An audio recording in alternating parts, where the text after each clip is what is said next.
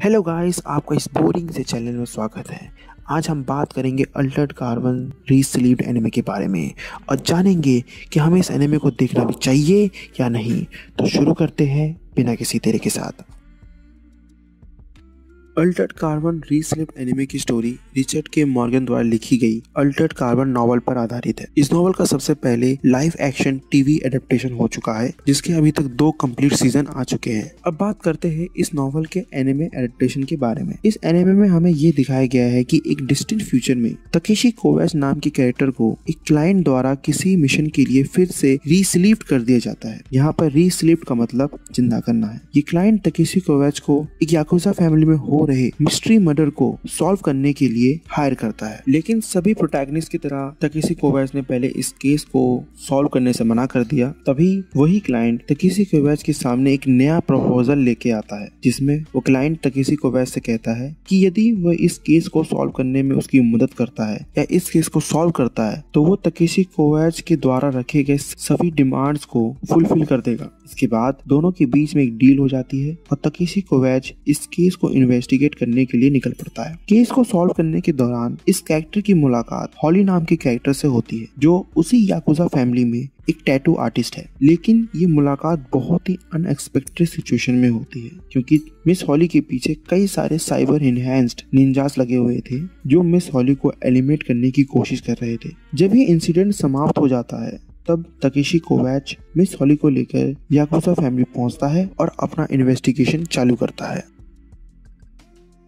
तानेशिदा Hideki. इस anime में mister Hideki को एक क्लाइंट के रूप में दिखाया गया है, लेकिन इस कैरेक्टर का इम्पोर्टेंस अल्टर्ड कार्बन की कहानी में काफी ज्यादा है, क्योंकि मिस्टर हिदेकी असल में एक एल्डर्स है। यहाँ एल्डर्स का मतलब एक ऐसा कैरेक्टर है जिन्होंने अल्टर्ड कार्बन वर्ल्ड को बनाया है या इसकी स्थापना की है। अगर हम इस एनिमे की ही बात करें तो इस एनिमे में इस कैरेक्टर को एज ए सिंपली क्लाइंट के रूप में दिखाया गया है, जो तकेशी कोवैच को बस एक मिशन के लिए हायर करता है। इसके अलावा इस कैरेक्टर की पर्सनैलिटी की बात करें तो ये कैरेक्टर काइंड, स्मार्ट, इंटेलिजेंट और केयरिंग कैरेक्टर है। इस एनिमे का सेकंड प्राइमरी कैरेक्टर यही है, जिसके कारण इस एनिमे में इस कैरेक्टर के ऊपर काफी ज्यादा फोकस रखा गया है, जिसका मतलब ये है कि ये कैरेक्टर कहानी में काफी इंपॉर्टेंट रोल अदा करता है। इस एनिमे में ये दिखाया गया है कि ये कैरेक्टर एक स्किल टैटू आर्टिस्ट है और इस कैरेक्टर की फैमिली जनरेशन आफ्टर जनरेशन इसी पर्टिकुलर काम में लगी हुई है, जिसके फलस्वरूप इस एनिमे के हर चैप्टर की स्टोरी इसी कैरेक्टर के आसपास घूमती रहती है।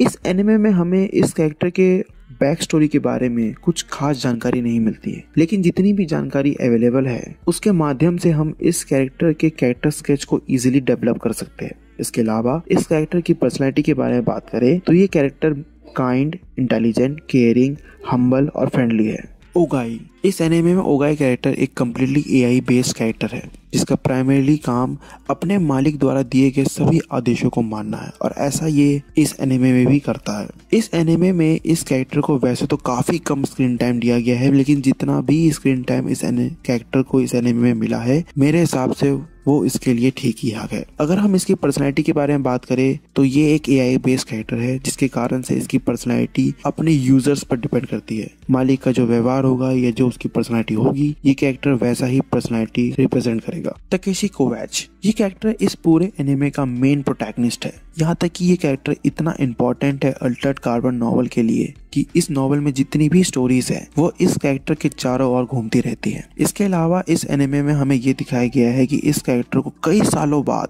फिर से रीस्लीव्ड कर दिया जाता है एक स्पेसिफिक मिशन को पूरा करने के लिए। जैसे ही मिस्टर तकेशी एक्टिव हो जाते हैं तो सबसे पहले ये कैरेक्टर इस पर्टिकुलर मिशन के मोरल एथिक्स को अंडरस्टैंड करने की कोशिश करता है, जो कि ये दर्शाता है कि मिस्टर तकेशी कोई मंदिर का घंटा नहीं है जिसे कोई भी आके बजा दे। अगर आप अल्टर्ड कार्बन सीरीज को फॉलो करते हो तो आपको मिस्टर तकेशी कोवैच के बारे में पहले से पता होगा और आप इस कैरेक्टर के बैकग्राउंड के बारे में पहले से फैमिलियर रखते होंगे, लेकिन इस वीडियो की खातिर मैं थोड़ा सा ब्रीफ कर देता हूँ। मिस्टर तकेशी एक ऑर्फन कैरेक्टर है, जिसके कारण इस कैरेक्टर के लाइफ का मेजर हिस्सा इस कैरेक्टर ने सीटैक और कॉन्वॉय ग्रुप में रहकर ही व्यतीत किया है, और इन 2 ग्रुप्स ने इस कैरेक्टर के पर्सनालिटी को मोल्ड करने में काफी इम्पोर्टेंट भूमिका अदा की है। अगर आप इस कैरेक्टर के पावर्स और स्किल्स के बारे में बात करें तो ये कैरेक्टर अल्टर्ड कार्बन वर्ल्ड में सबसे पावरफुल और सबसे स्किल्ड कैरेक्टर है। ये कैरेक्टर अपने मिशंस को बहुत ही क्लीन और एफिशिएंट तरीके से पूरा करता है, जिसकी आप कल्पना भी नहीं कर सकते। इसके अलावा अगर हम इस कैरेक्टर की पर्सनैलिटी के बारे में बात करें तो ये kind, intelligent, highly trend in military activities, skilled और फ्रेंडली कैरेक्टर है। केंजो, इस एनिमे में इस कैरेक्टर को एज ए डिस्पोजेबल कैरेक्टर के रूप में यूज किया गया है, जिसका मतलब ये है कि इस एनिमे में इस कैरेक्टर को ना ही डेवलप किया गया है और ना ही इस कैरेक्टर को प्रॉपर स्क्रीन टाइम मिला है। हमें इस एनिमे में ये दिखाया गया है कि ये कैरेक्टर एक याकुजा फैमिली का करंट लीडर है और ये कैरेक्टर उस याकुजा फैमिली के सभी ऑपरेशंस और कोऑर्डिनेशंस को कंट्रोल कर रहा है। इसके अलावा अगर हम इस कैरेक्टर की पर्सनैलिटी के बारे में बात करें तो ये काइंड, ऑनरेबल और फ्रेंडली है। शिनजी, इस एनिमे का मेन विलेन यही कैरेक्टर है। इस एनिमे में इस कैरेक्टर ने काफी इंपॉर्टेंट रोल भी अदा किया है। इस एनिमे में ये दिखाया गया है कि शिनजी कैरेक्टर की बॉडी को असल में कोई और कैरेक्टर इनहेरिट कर रहा है, जिसके कारण याकुजा फैमिली का उस एरिया के अन्य फैमिली के साथ रिलेशनशिप काफी खराब हो चुका है, जिसकी वजह से याकुजा फैमिली कामकाज में काफी दिक्कतें आ रही है और जिसके परिणाम स्वरूप इसी याकुजा फैमिली के अंदर आपसी रंजिश जैसा वातावरण उत्पन्न हो चुका है। अगर हम इस कैरेक्टर की पर्सनैलिटी के बारे में बात करें तो ये कैरेक्टर मिस्चीवियस, कनिंग, स्मार्ट और हाईली स्किल्ड कैरेक्टर है। ये कैरेक्टर इतना स्किल्ड है कि ये तकेशी कोवैच के साथ 1-to-1 फाइट भी कर सकता है। मिस गिना, इस एनिमे में इस कैरेक्टर को एज ए सेकेंडरी कैरेक्टर के तौर पर इंट्रोड्यूस किया गया है, जो मेन प्रोटैगनिस्ट के साथ एज ए हेल्पिंग हैंड के तौर पर काम करती है। असल में इस कैरेक्टर का असली नाम रिलीन कवाहारा है, जो असल में तकेशी कोवैच की यंगर सिस्टर है, लेकिन ऐसा हमें इस एनिमे में बिल्कुल भी नहीं दिखाया गया है। इस एनिमे में ये दिखाया गया है कि मिस गिना को सीटेक ऑर्गेनाइजेशन के द्वारा याकुजा फैमिली में हो रहे मिस्ट्री मर्डर को सॉल्व करने के लिए अपॉइंट किया जाता है। अगर हम इस कैरेक्टर की पर्सनैलिटी और स्किल्स के बारे में बात करें तो इस कैरेक्टर की पर्सनैलिटी और स्किल्स तकेशी कोवैच कैरेक्टर के साथ काफी मिलती जुलती है, लेकिन सबसे बड़ी बात इस कैरेक्टर की ये है कि इस एनिमे में इस कैरेक्टर को अच्छी तरह डेवलप नहीं किया गया है, जो कि इस एनिमे का सबसे बड़ा डाउन पॉइंट है।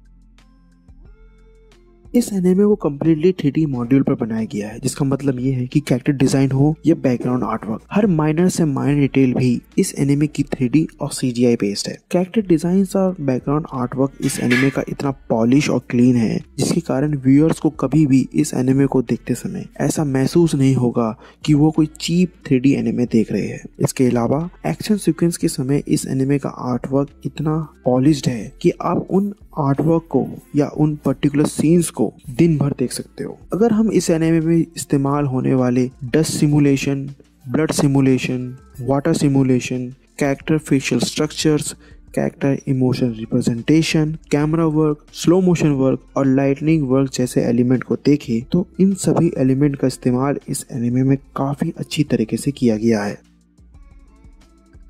इस एनिमे में म्यूजिक और साउंड ट्रैक की काफ़ी कमी है। आपको इस एनिमे में जितने भी साउंड ट्रैक्स मिलेंगे वो सभी ओपनिंग और एंडिंग में ही होंगे।